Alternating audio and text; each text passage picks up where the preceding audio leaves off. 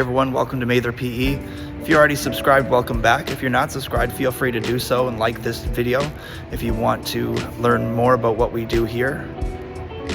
Sometimes after a unit of football or soccer or stuntnastics, we like to give the students a bit of choice in their activities, and we do something called PAL Week, which stands for Physically Active Living Week.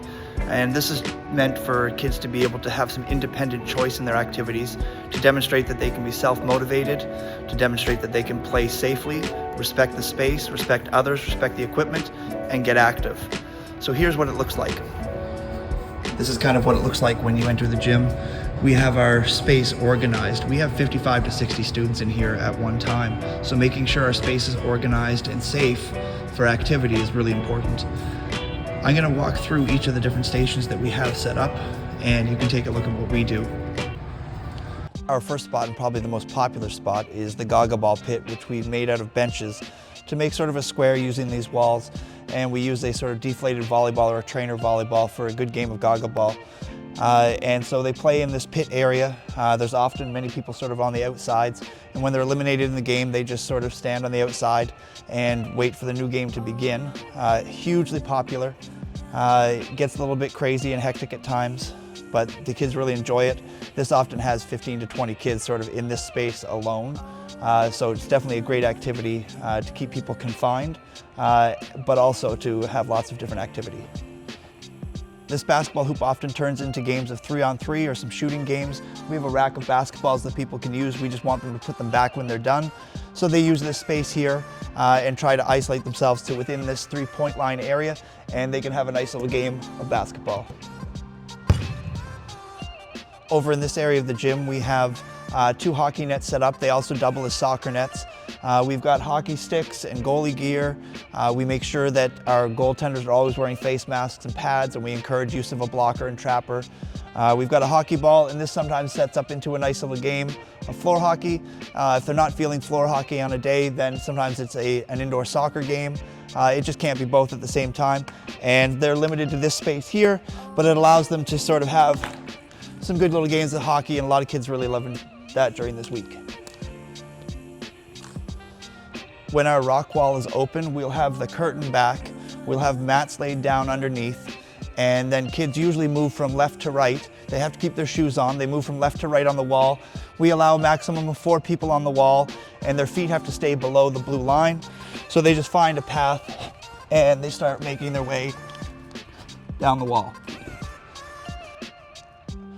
Over in this corner, we have our racket sport area. So usually we have 2 courts of badminton. Sometimes we'll have volleyball, sometimes we'll have pickleball. Depends on the activities that we've been previously doing or what they've learned about.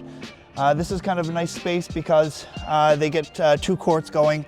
Sometimes they play doubles, sometimes they play singles. They'll play games to 5 or games to 7 and rotate in, and they get to practice on their hand-eye coordination and their racket sports.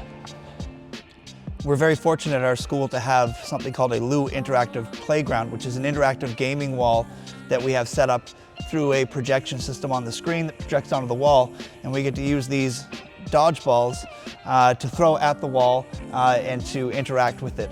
So a lot of kids really like this one. In this case here, these are interactive games that they can self-select. They're sort of arcade mode, so they last like 2 to 3 minutes before they reset.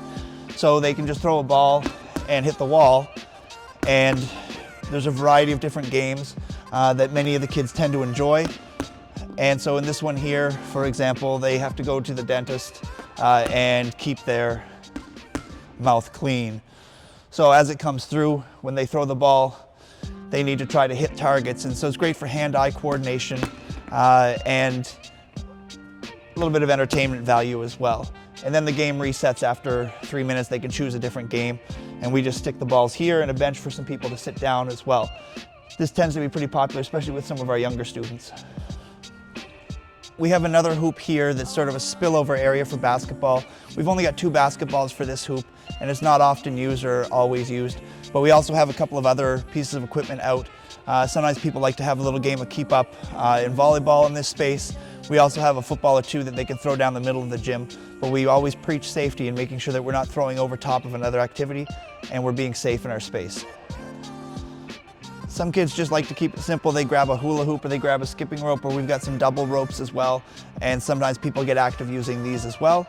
And lastly, we have a room that's dedicated for Just Dance.